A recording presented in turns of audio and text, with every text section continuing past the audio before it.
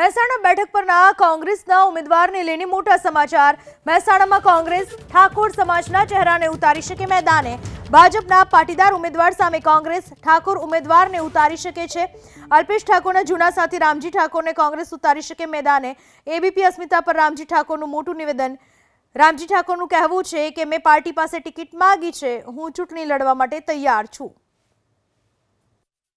ભાજપે હરિભાઈ પટેલ મેદાન ઉતારે છે, પણ કોંગ્રેસમાં પણ લગભગ અમારું ઉમેદવારી નક્કી થઈ ગયું છે, મોડી મંડળે જાહેર કર્યા છે।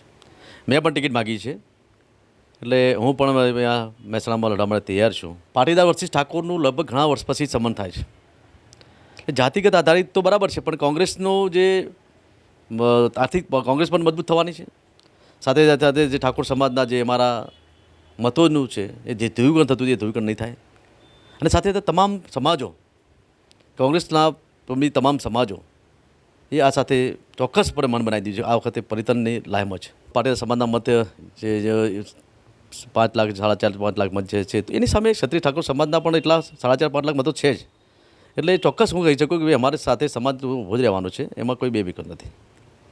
ખાસ કરીને આપણી ટિકિટની જે વાત ચાલે છે હાલમાં, પક્ષ દ્વારા કોઈ જાણ કરવામાં આવી છે અને પક્ષ ટિકિટ આપશે તો આપ ચૂંટણી લડશો? 100% પક્ષમાં જો અમને જો ત્યાંથી જાણ કરવામાં આવશે તો હું તૈયાર જ છું, અને ચૂંટણી લડવા માટે હંમેશા પાર્ટીના આદેશની વાત જોઈ રહ્યા છીએ। પાર્ટી આદેશ કરેલી ચૂંટણીમાં રણમેદાનમાં અમે ઉતરી જવાના છીએ। અમે મન બનાવી લીધું છે, અને તમામ સમાજના મહેસાણા જિલ્લાના તમામ મોઢી મંડળ અમારા પ્રમુખશ્રી હોય કે અમારા સમાજના આગેવાનો કે કોંગ્રેસના તમામ મોઢી આગેવાનો હોય, ચોક્કસ રામજી ઠાકોર પર ભરોસો મૂક્યો છે, એટલે એમાં કહીશું કોઈ પ્રશ્ન ઊભો થાય એવો કોઈ પ્રશ્ન રહેતો નથી। આપ ચૂંટણી લડવા તૈયાર છો? 100% મન બનાવી દીધું છે। જો પાર્ટી ખાલી ફક્ત આદેશ કરે એટલે હું તૈયાર જ છું ચૂંટણી લડવા માટે।